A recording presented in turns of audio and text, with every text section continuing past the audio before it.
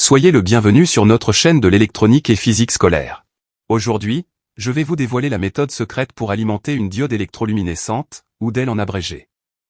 En anglais, on l'appelle LED, signifiant Light Emitting Diode. Avec une tension élevée, qu'elle soit continue ou alternative, sans jamais la détruire. Comment est-ce possible?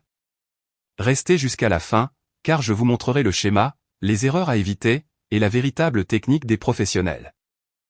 Avant de découvrir la méthode secrète pour alimenter une LED avec une tension élevée, sans la détruire, permettez-moi d'abord de vous expliquer le fonctionnement d'une DEL ainsi que ses paramètres caractéristiques. Une DEL n'est pas une lampe à incandescence, ni une résistance.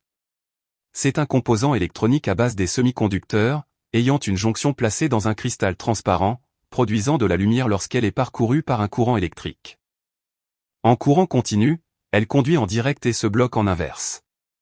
Mais en courant alternatif, elle conduit dans les deux sens. Comment cela est-il possible?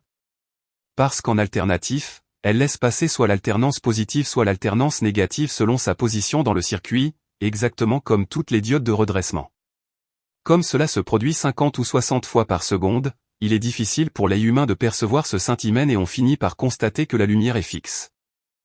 Elle fonctionne entre 1,4 volts et 3,5 volts selon la couleur de la lumière qu'elle produit. Si la couleur est rouge, la tension directe est de 1,5 à 2,2 volts. Orange de 2 à 2,2 volts. Jaune de 2,1 à 2,4 volts. Vert de 3 à 3,4 volts. Bleu de 3 à 3,6 volts. Et blanc de 3 à 3,6 volts. Tout en supportant un courant limité, généralement de 10 à 20 mA, voire jusqu'à 30 mA pour certains modèles. Si tu connectes une DEL directement à une source élevée comme 5 volts, 12 volts, 24 volts ou plus, le courant augmente de manière excessive, la DEL chauffe et en moins d'une seconde, elle se détériore. Voici le principe secret que très peu appliquent. On n'alimente jamais une DEL par une tension, mais par un courant qui doit être contrôlé. Pour contrôler ce courant, il faut coupler la diode électroluminescente en série avec une résistance additionnelle. Qu'est-ce qu'une résistance additionnelle? Une résistance additionnelle, ou résistance de limitation, parfois appelée résistance série, est une résistance que l'on ajoute volontairement dans un circuit pour limiter le courant, adapter la tension, en faisant chuter une tension trop élevée jusqu'à une valeur acceptable pour un composant, et stabiliser le fonctionnement. Comment déterminer la valeur de la résistance additionnelle? Pour déterminer la valeur de la résistance additionnelle, il est essentiel de connaître la valeur de la tension d'alimentation à utiliser, ainsi que la valeur de la tension directe minimale et maximale de la diode électroluminescente à alimenter. Il est également nécessaire de connaître la valeur du courant maximal et minimal que la diode électroluminescente peut supporter. Ainsi, la valeur de la résistance additionnelle sera déterminée par la formule mathématique suivante. Avec ERAD, la valeur de la résistance additionnelle normalisée en ohms ou kilo-ohms. VAL, la valeur de la tension nécessaire pour alimenter la DEL. VF, la valeur de la tension directe aux bornes de la DEL à ne jamais dépasser. IF, est la valeur du courant direct, souvent exprimé en milliampères, qui doit traverser la DEL pour assurer son bon fonctionnement sans risque de destruction. Maintenant, nous passons à la pratique.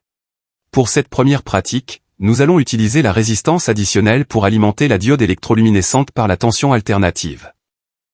Nous notons la valeur de cette tension.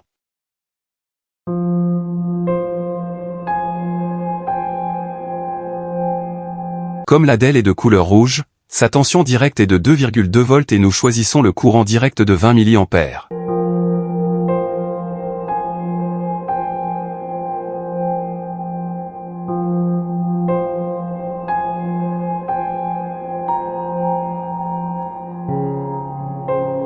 Passons maintenant au calcul de la valeur de la résistance additionnelle, en remplaçant chaque variable par sa valeur.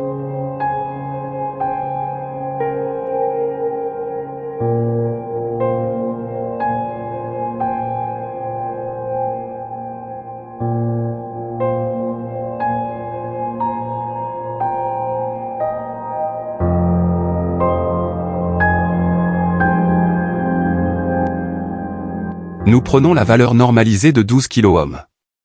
Car si nous prenons celle de 10 kΩ, le courant direct dépassera la valeur de 20 mA et la DEL sera brûlée. Cette chaîne dédiée à l'électronique et à la physique scolaire offre à chaque élève, technicien, étudiant, ingénieur, ainsi qu'à toutes les personnes intéressées du monde francophone, l'opportunité d'acquérir une connaissance approfondie grâce à des démonstrations pratiques dans ces domaines. N'oubliez pas de vous abonner et de partager vos difficultés dans les commentaires afin de recevoir des réponses claires et précises dans nos prochaines vidéos. Nous vous remercions chaleureusement.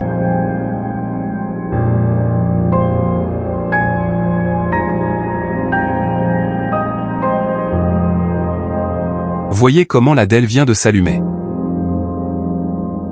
Passons maintenant à la deuxième pratique où nous utilisons l'attention continue.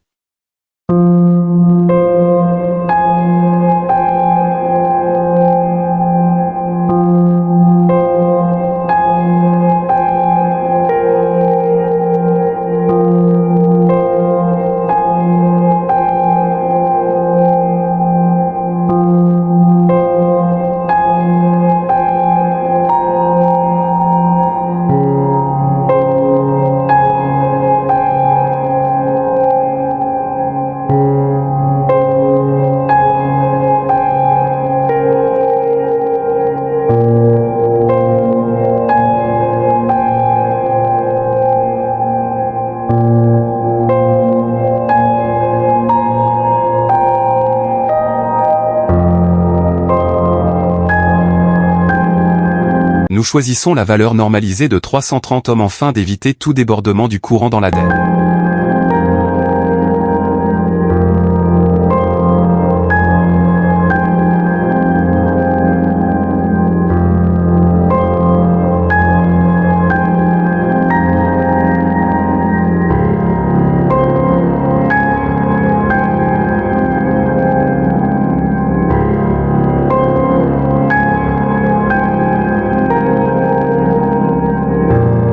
Nous avons évité de mesurer les différentes caractéristiques lors de la première pratique, car nous étions en courant alternatif et il pouvait y avoir un risque d'électrocution ou de court-circuit susceptible d'endommager la source. Cependant, maintenant que nous sommes en courant continu, nous allons mesurer l'intensité du courant dans le circuit, la chute de tension aux bornes de la DEL et de la résistance additionnelle, afin de vérifier si cela correspond aux théories que nous avons apprises au début de cette vidéo.